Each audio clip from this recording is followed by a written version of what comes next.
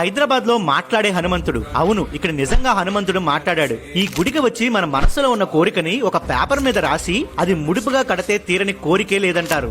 ఖర్మన్ ఘాట్ ఈ ఆలయ చరిత్ర ఒక అద్భుతం. సుమారు 900 సంవత్సరాల క్రితం కాకతీయ రాజైన రెండో ప్రతాపరుద్రుడు అప్పట్లో అడవిగా ఉన్న ఈ ప్రాంతానికి వేటకని వచ్చి అలసిపోయి ఒక చెట్టు కింద విశ్రాంతి తీసుకునే సమయంలో ఒక శబ్దం వినిపించింది.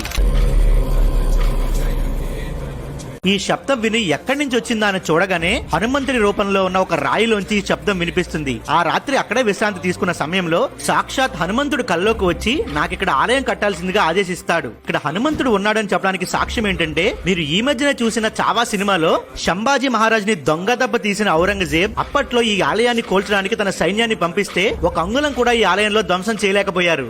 ఔరంగజేబే స్వయంగా వచ్చి ధ్వంసం చేయడానికి ప్రయత్నిస్తే ఖరోమన్ ఘాట్ అని ఒక శబ్దం వినిపించింది. ఈ శబ్దం వినగానే బెంబేలెత్తిపై సైన్యంతో అక్కడి నుంచి పారిపోయాడు. అంత గొప్ప మహిమ